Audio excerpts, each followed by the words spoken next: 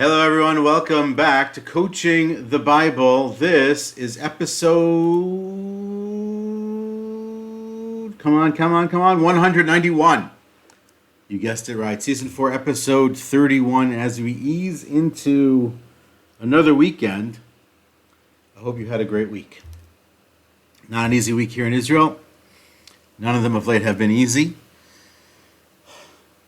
The yin and yang, the celebration of Independence Day on the heels of the Memorial Day, plus then 2 days later, a very unfortunate friendly fire incident where a number of soldiers were killed here, and the war rages on.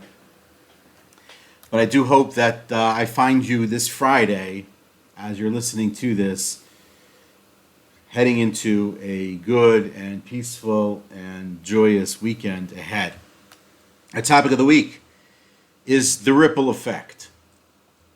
Talking about the ripple effect this week.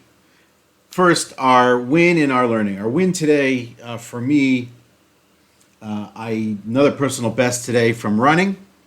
That's been my main focus outside of work of late, has been really improving on the runs with a specific goal in mind down the line, which I may have mentioned before. Today, my personal best at 7.5 kilometers. It was still hard, but it was better than a lot of the other runs that were shorter in the past, and feel like it bodes well for the future. It wasn't easy. It's never easy. I don't feel like it'll ever be easy, but that's a good win for me and something I'm celebrating. And also part of that celebration is that once I hit the 7.5, which is what I was supposed to run, I actually continued to run a little bit further, so effectively felt like I could have gone longer, which is great, considering that I was out there for a while. So that's the win of the week. The learning of the week is attached to that, which is effectively this. Over the course of time, you learn when things are better and when they're worse. What I mean by that in the context of this as a learning is sometimes your runs are better in the morning, sometimes they're better at night. And the truth is that each person has a consistency with respect to and a cadence when things work better for them. Find your cadence with respect to exercise and work and focus and deep work and time with people, and really build that cadence to best effect for yourself, and then you'll enjoy it the most. And so that I've learned that for me personally, as much as running at night is on some level easier because it's cooler outside and have to deal with the sun and the heat, it is much harder after having gone through the day to then try to gin up the energy for a run. Early morning, it's quiet, it's not super hot, you haven't jumped into anything else, your mind may be clear and free, and so that was really, really good, and so I think that's an important learning as well. Okay, so let's dive into the topic. The topic of the week is the ripple effect. And what I want to do with this effort here today is dive into some, I think what you would call hidden forces, for lack of a better term, that exist in the world, which very much affect how we operate in certain circumstances and impact how we operate in a way and to a degree that often I think we don't actually realize how that's actually true. And what I mean by that is that when we're often looking at certain things and we're thinking about certain things, we're not always paying attention to the things that are happening below the surface, or even, I would say, 2 degrees or 3 degrees below the surface that are in fact impacting everything that we're doing. And so by not paying attention to the less obvious or the hidden forces in what's going on, it affects our results, it affects our process, it affects our enjoyment, our happiness, and on some level, I think it affects sort of overall how clear we are about what's actually happening around us and how unclear we might be about what's actually happening around us, and we just simply can't figure out what's going on or how this happened or why this happened. And so I think there's something to that and thinking about all these different things. So that's the idea of the butterfly effect, the mushroom effect, the snowball effect, things like that, and thinking about those things. We're going to talk about those three specifically today. And each one in my book sort of is a ripple effect kind of concept, and they affect you everywhere in your life. As it relates to you individually, as it relates to you in the course of your family life, as it relates to you in the course of your friend world, and as it relates to how you operate professionally. And our ability to get, I would say, 1, 2, 3 steps deeper on some of these things actually really helps us gain and succeed at a much higher level. And leveraging these kinds of things actually, I think, puts you ahead of a lot of other people who are not really thinking about this. And it's one of the things that I have been going deep on and spending a lot of time on is understanding how people think and really how they make decisions. And I think this is part of this at a much deeper level. How do people think? Why do people think? And where this goes. So let's talk about a scenario, for example. And then we'll get into the biblical side, which is the Bible side here for coaching the Bible, like this. Okay? Scenario, what you would call overlooked maintenance. So you run a large manufacturing company and you decide to delay some sort of a routine maintenance on one of your machines to save costs. And so instead of doing it monthly, you do it, let's say, every other month or quarterly instead of every month. And then initially the gains are good because you're saving money on the cost of that fix. And everything seems fine because it's still working. But then 6 months later, the machine breaks down, causing a complete halt in your production line, leading to millions of dollars in losses and missed deadlines, a lack of trust, loss of customers, morale dives in the company, right? And so why did this happen? You're looking at it 6 months later. Now you have to go back and do an investigation as to why this happened. And now you're thinking about it after. Or another example. You run a company and you send out an email with financial information about your company, projections, or even just recent reports, and you send it to the wrong person. Maybe they have the same name as somebody you meant to send it to or similar, and you just quickly, started to type the name, you hit enter, the name came up in the to line, and you didn't think about it again, and it went out. That person's a competitor.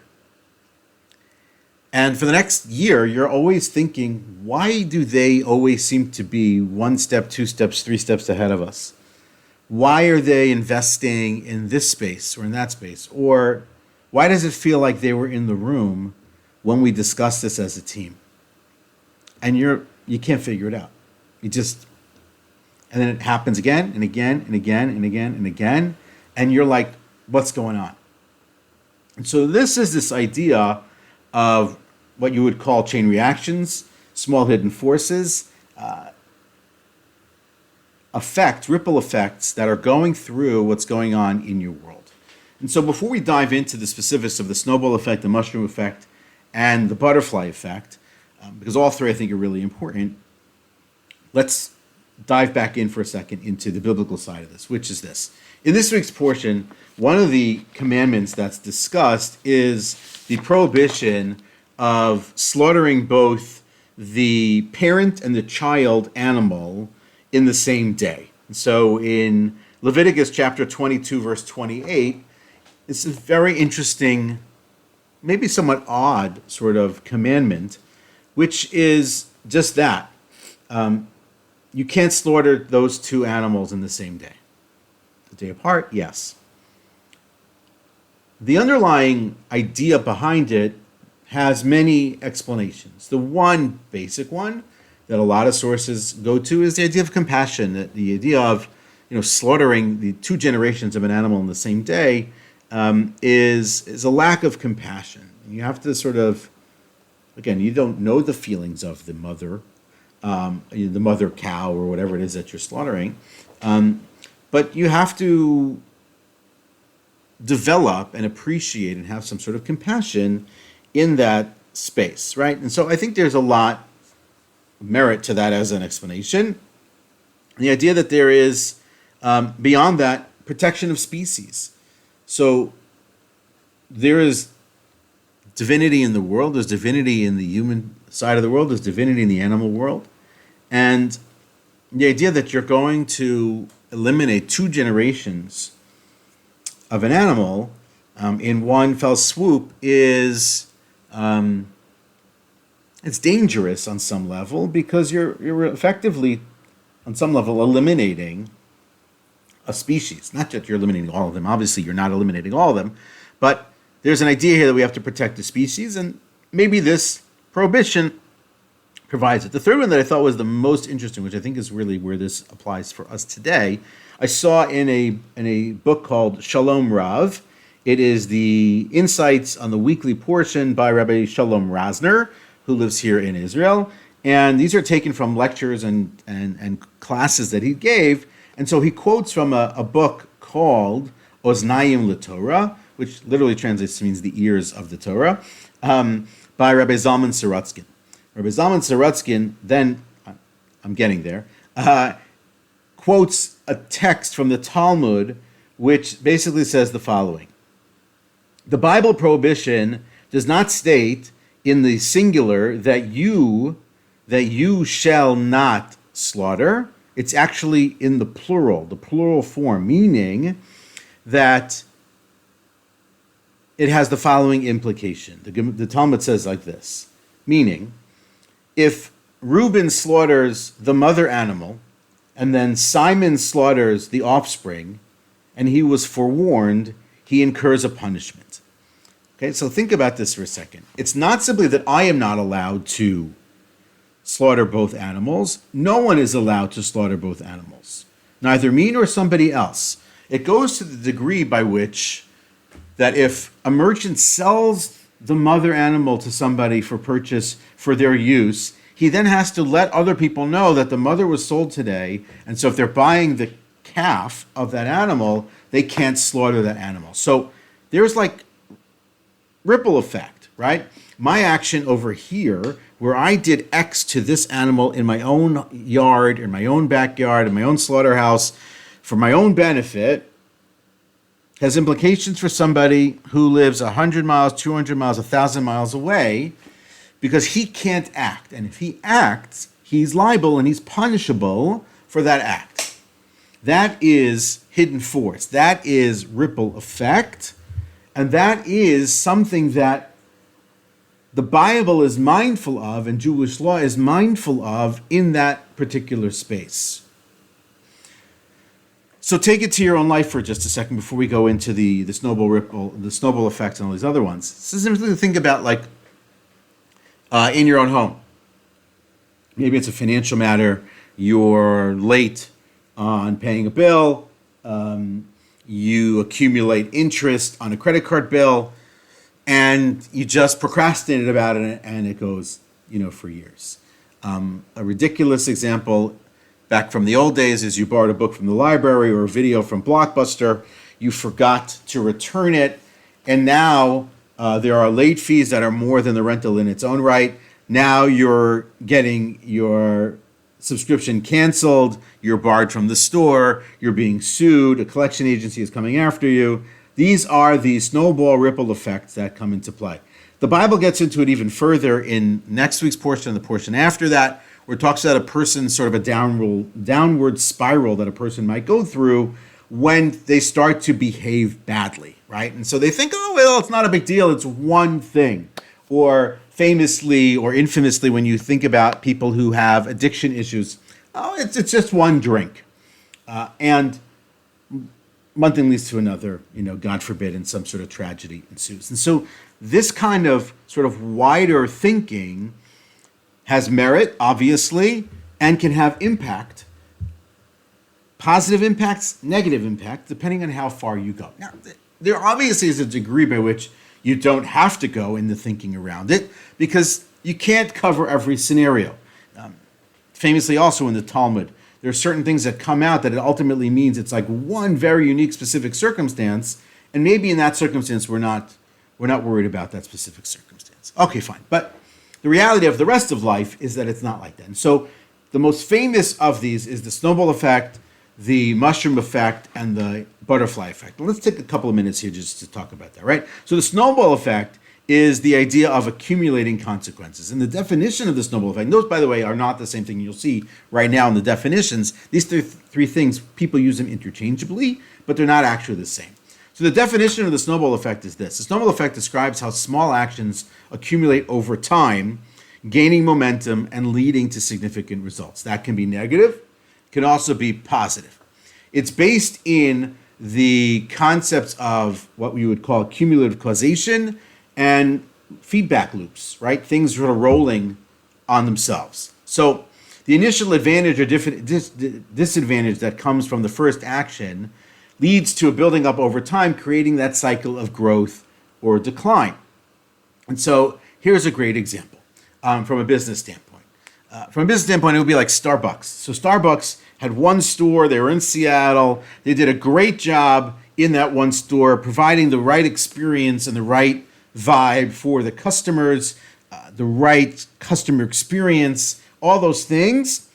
And that snowballed, there's that term, into the next one and the next one and the next one. As long as they stayed consistent through the loop, the cumulative effect of that first experience to the second experience into the third experience is what led to massive success.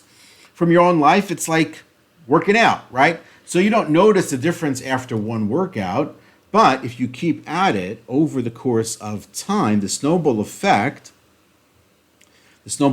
of the multiplicity of workouts leads to great results. So that's the first one, is the snowball effect. It's important to appreciate that it's sort of cumulative over time. The second one is the mushroom effect. The mushroom is really not like that at all. Mushroom is more the opposite. The mushroom effect is how an initial event can cause a rapid explosive spread of consequences, right? And so this is much more like you would think more in the contagion kind of space, pandemic, right? A viral spread. And so mushroom effects sort of think about how information or behavior, all right, spread rapidly through interconnected networks. And so the rapidity of and the expansive nature of the spread, like a mushroom cloud, right, starts at a small point and then grows exponentially very quickly. Think about sort of, the imagery that you see in nuclear explosions, that kind of thing. Virality in that space is really important. So the example in the real world might be something like the Arab Spring, where the first act of protest in Tunisia quickly spread into multiple countries, which spread into like real significant, at least initial political upheaval in Arab countries. I think the ultimate effect of the Arab Spring is still out there and probably is not as meaningful or valuable as maybe the original idea was, but that's sort of that idea. When you deep dive into, let's say, that kind of a thing, that's how it works. But so something is sort of, if you think about it, is sort of operating, let's say, below the surface, right? It's there maybe on some level, and there's a triggering effect from that one act, which, boom, explodes the whole thing, and then you get this whole virality kind of a situation. So remember that from the pandemic, it's spreading very quickly, that kind of a thing. That's more of a mushroom effect than a snowball effect. And so that's a really important kind of thing. The third one is maybe the most famous one, which is the butterfly effect. The butterfly effect was coined by a gentleman by the name of Edward Lorenz, who was a professor, I believe, of meteorology at MIT. And it very much is built into the ideas of chaos theory, which we'll mention just briefly here in just a second. The butterfly effect is famously the idea that a butterfly can flutter its wings on one side of the world, and then the result is going to be a tornado on the other side of the world, right? That's sort of that idea. But the reality underlying the butterfly effect is the idea that tiny actions can have vast and actually unpredictable consequences, right? And so that's what he was talking about when he sort of began to expose this idea and present it, and specifically in meteorology, in weather patterns. He was trying to prove that it was impossible to actually really forecast the weather effectively. His proof was based in a rounding difference. By simply when you started to round the number affected how, if you started at the same point, things would diverge from there. And so really powerful and important. And so when you think about how sensitive communities are, populations are, world impacts are, things like that, they are subject to this idea of chaos theory. And so even the most minor of variations can lead to vast different outcomes, making long-term predictions almost impossible. And so it's very important when you're looking about complex systems like the weather or economics or whatever it is, to appreciate that this butterfly effect is actually there, it's in place, and it's not something necessarily that you can actually predict. So if you think about complex financial situations, like the 2008, 2009, maybe some people were able to predict it, but stuff as sort of like, one action here, goes awry, and then you have this sort of massive thing that was unpredictable in reality. And so, like, these things are there. And the question then for us as leaders, and in the different scenarios, home, work, community, whatever, is appreciating how these things might play a role. Thinking about them isn't just enough, but planning for them is probably even more important. So we talked a lot about this. I've done a lot of this work with scenario planning, thinking this through, not specifically around anything other than fundraising per se, but larger impact, larger results, negative results from the work that you're doing. Taking that all the way. Early on in Coaching the Bible, I talked about the idea of secondary and tertiary level thinking. When you're thinking down a second level and a third level and a fourth level, that you're getting way ahead of everybody else. And people might think you've gone too far, but it's actually really valuable. So number one is really scenario planning. Number two might be actually sorting risk assessments and risk management. And then obviously continuing to monitor those kinds of situations, but it's simply not enough. So the scenario planning, I think, is vital and crucial for you as a leader, for any of us in those situations, to sort of think through perhaps the multiplicity of implications and possibilities and results that may come from the actions that we're taking, even perhaps to the smallest level.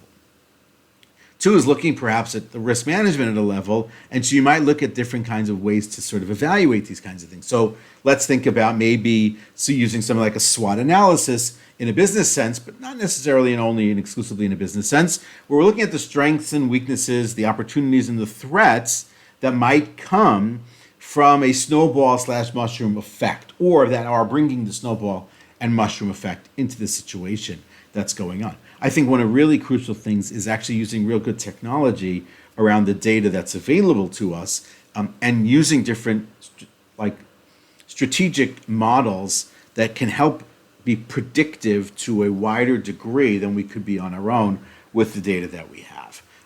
That's certainly the case in a business sense. In a personal sense, I don't think you're going to be able to do that with data, but you can do something maybe slightly differently, which is something like what you might call stakeholder engagement, which is you talk to the different people involved in these scenarios, people who might have an interest for success and even failure, and really begin to forecast based on their answers and their thinking and their modeling, whether they're modeling purposefully or not, or intentionally or not. All that stuff can actually help us to get to where we want to be. This stuff is how you get better and how you get smarter and how you go deeper. I think if you simply just did the first one, which is simply just going second and level thinking on things, you get to a greater degree of, not some confidence, but a greater degree of awareness of the things that could be happening and the things that you can take into consideration. And maybe find the one small thing, the one small hidden force that you need to change that actually can change everything. And instead of it being, oh, it's too big, it's too wide, it's too massive, I can't deal, you realize, oh, there's something very minute here that I can actually change, and boom, you get the snowball effect that you're actually looking for from the different things that you want. And so I think this is how we do this. This is really important work. And to finish it out, I'm going to give you two quotes for today. Quote number one is someone by the name of Peter Marshall. Small deeds done are better than great deeds planned. The importance of doing the small deeds, the importance of looking at the small work, the importance of getting to granular level, and I think by so doing, you get greater success in a lot of different areas. And the last quote is from Mother Teresa, let's get that right. I alone cannot change the world, but I can cast a stone across the waters to create many ripples. That is Coaching with the Bible for this week. Look forward to seeing you next week, and bless you with the most amazing and incredible and surprisingly good week ahead of you.